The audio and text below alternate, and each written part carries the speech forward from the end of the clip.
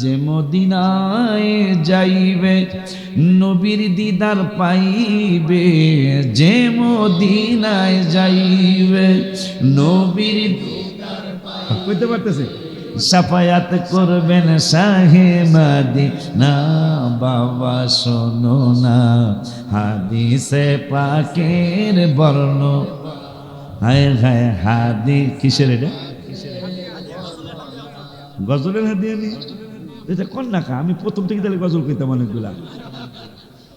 বিবি জুলিখায় বলে ডেকে ইউসুফ নবীকে দেখে হাত কেটেছেন মহিলারা, টের পেল না ও গো পেল না। মা আয়েশা ডেকে কয় মোর নবীর যদি দেখা হয়, মা আয়েশা ডেকে কয় মোর নবীর যদি দিদার হয়, কলিজা কাটলে টের পাবি না ও গো পাবি না। হাদিসে পাকের বর্ণনা। মাশাআল্লাহ কয় না?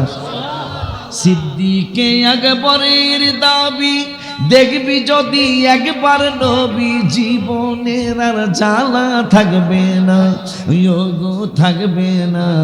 আবু বকর অবশেষে জায়গা পাইল নবীর পাশে, আবু বকর অবশেষে জায়গা পাইল নবীর পাশে। আনন্দের আর সীমা রইল না ও গো রইল না।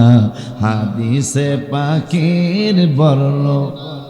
বিচ্ছুতে দ্বিতীয়বার কামড় মারল, তিনি হাদিসই পড়ায় বিচ্ছুটারে সরায় না। তৃতীয়বার বিচ্ছু কামড় মারল, তিনি হাদিসই, ইমাম মালিক হাদিসই পড়ায় বিচ্ছু সরায় না।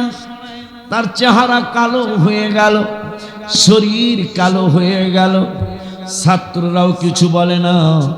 চারবার কামড় মারল, বিচ্ছুটারে সরায় না। পাঁচবার কামড় মারল বিচ্ছু, ইমাম মালিক বিচ্ছুটারে সরায় না। এইভাবে একবার, দুইবার, তিনবার, পাঁচবার, সাতবার, আটবার, 10 বার, 16 বার ইমাম মালিকের বিচ্ছুতে কামড় মারল। ছাত্ররা হুজুরের দিকে তাকায় হাদিস পড়ে আর কাঁদে, কেন বিচ্ছু সরায় না? হুজুর মনে হয় আর বাঁচবে না।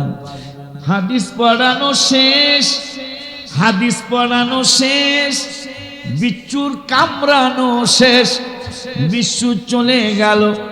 ইমাম মালিকের ধরাধরি কইরা ছাত্ররা রেস্টের জায়গায় নিয়ে গেল। কবিরাজের কাছে, ডাক্তারের কাছে নিয়ে যাবে। আমার নবী তো কবিরাজের কবিরাজ। সুবহানাল্লাহ।